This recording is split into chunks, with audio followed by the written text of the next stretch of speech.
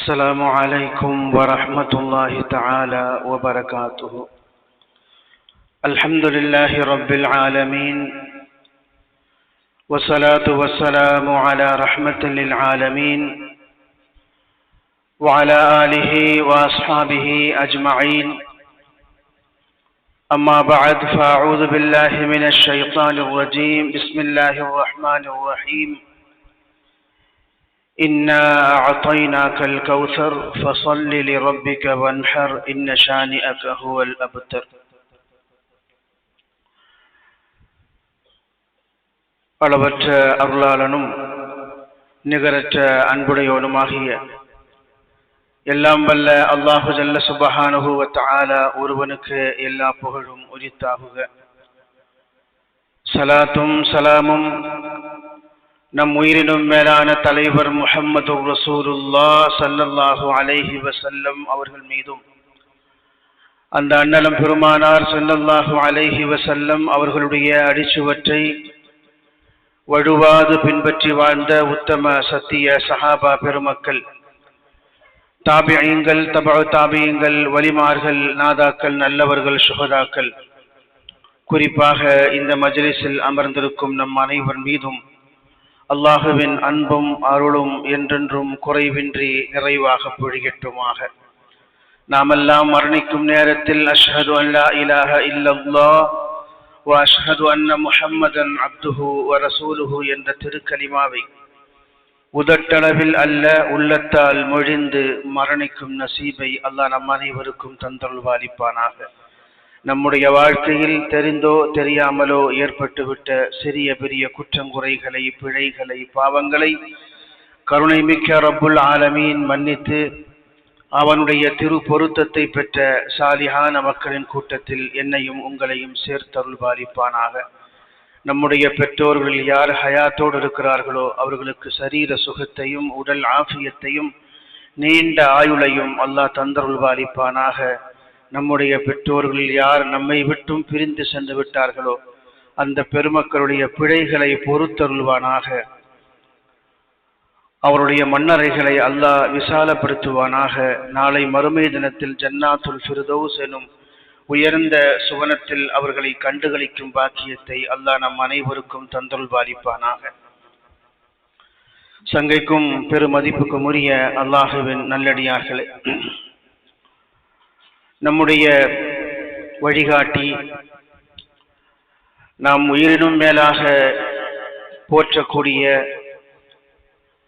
அல்லாஹுவின் தூதர் அன்னலம் பெருமானார் ஸல்லல்லாஹு அலைஹி வஸல்லம் அவர்கள் உலகத் தலைவர்களில் ஆகச் சிறந்தவர்கள், தனிச்சிறப்பு மிக்கவர்கள், பெரும் புகழோடு வாழ்ந்தவர்கள், இன்றைக்கும் உலக மக்களால் போற்றி புகழக்கூடியவர்கள். யாரும் எந்த விமர்சகர்களும் குறை சொல்ல முடியாத ஒரு நிறைவான பரிபூர்ணத்துவமான வாழ்க்கைக்கு சொந்தக்காரர்கள் முஹம்மது நபி ஸல்லல்லாஹு அலைஹி வஸல்லம் அவர்கள். ரசூலுல்லாஹ்வுடைய பெருமைகளை நாம் பேசிக்கொண்டே இருக்கலாம். எல்லா வகையிலும் ரசூலுல்லாஹி ஸல்லல்லாஹு அலைஹி வஸல்லம் அவர்களுக்கு பெருமையும் புகழும் உண்டு.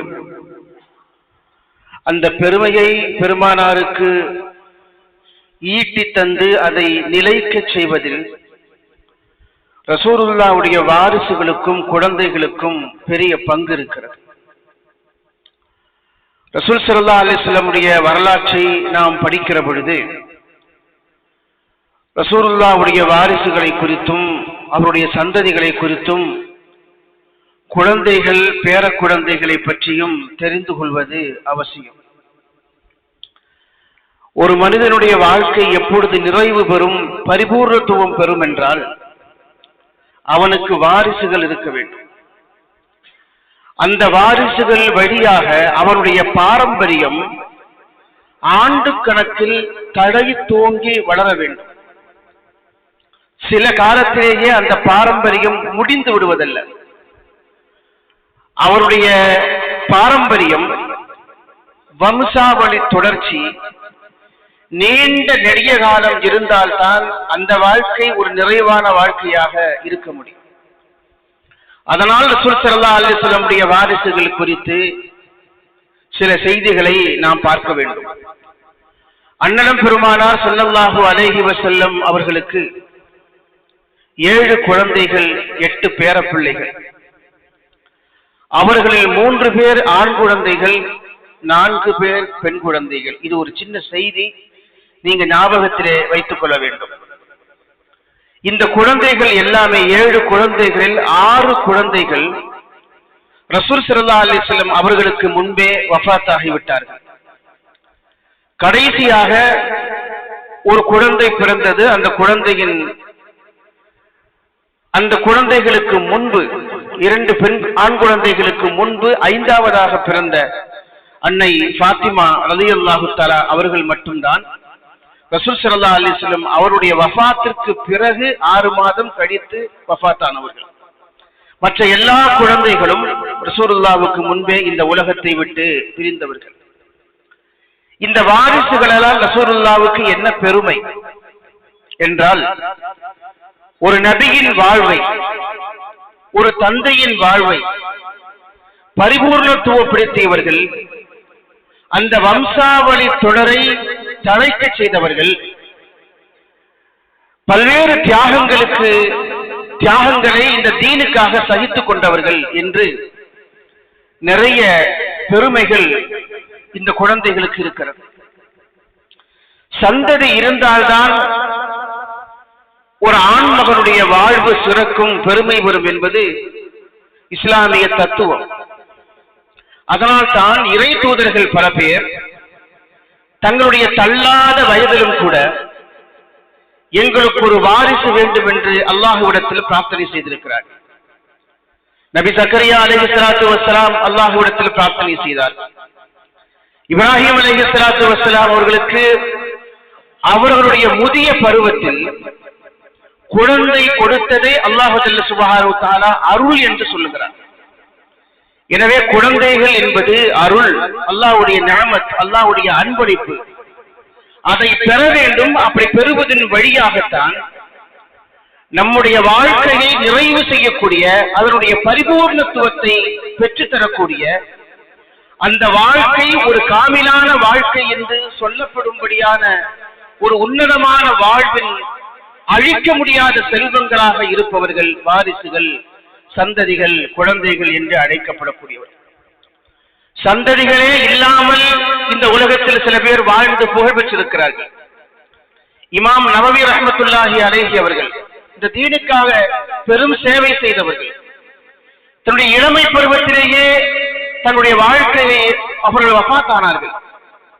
அவர்களுக்கு வாரிசு இல்லை. ஆனால் இன்றைக்கும் இமாம் நவவியை பற்றி பேசாத மேடைகள் இல்லை, மார்க்க அரங்குகள் இல்லை. ஹதீசு கலைக்கும் அதே போல இஸ்லாமிய சட்டவியலுக்கும் அவர்கள் ஆட்சி எடுக்கக்கூடிய பங்கு என்பது யாராலும் மறக்க முடியாது. அப்படி நாம் பார்த்தோம் என்று சொன்னால், சர் ஐசக் நியூட்டன் அவருக்கு வாரிசு இல்லை, ஆனால் உலகத்தில் புகழ்பெற்றவர். அன்னை தெரசா என்று அழைக்கப்படக்கூடியவர், அவர் திருமணமே முடிக்காதவர், அவருக்கு வாரிசு இல்லை. நம்முடைய நாட்டில் புகழ்மூத்த ஜனாதிபதியாக விளங்கிய ஏபிஜே அப்துல் கலாம். இப்படி வாரிசுகள் இல்லாமல், திருமணம் செய்து கொள்ளாமல், திருமணம் செய்தும் குழந்தை பாக்கியம் இல்லாமல் புகழ் பெற்றவர்கள் பலரும் இருந்திருக்கிறார்கள். ஆனால் நம்முடைய நபி முஹம்மது ஸல்லல்லாஹு அலைஹி வஸல்லம் அவர்களுக்கு அல்லாஹ் வாரிசுகளை கொடுத்தான். அந்த வாரிசுகள்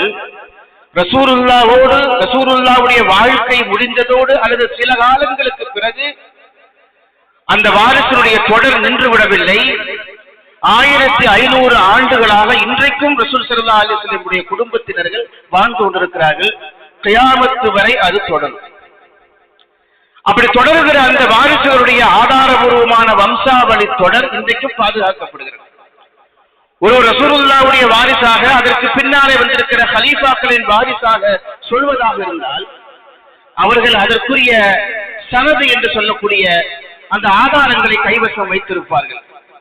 நான் இவருக்கு பிறந்த, என்னுடைய அப்பா பேர் இது, என்னுடைய தாத்தா பெயர் எது, என்னுடைய பாட்டனார் பெயர் இன்னது, அவருடைய பாட்டனார் பெயர் இன்னது என்று அதை பத்திரமாக பேணி பாதுகாத்து வைத்திருக்கிறார்கள். இந்த சிஸ்டம் இஸ்லாமிய வரலாற்றுக்கு மட்டுமே சொந்தமானது, வேறு எங்கும் நாம் பார்க்க முடியாது.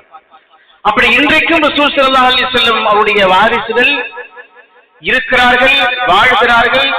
பெருமானார் ஸல்லல்லாஹு அலைஹி வஸல்லமுடைய அந்த வாழ்வுக்கு பெருமை சேர்க்கும் விதமாக அவர்கள் இந்த உலகத்தில் இன்றைக்கும் வாழ்ந்து கொண்டே இருக்கிறார்கள்.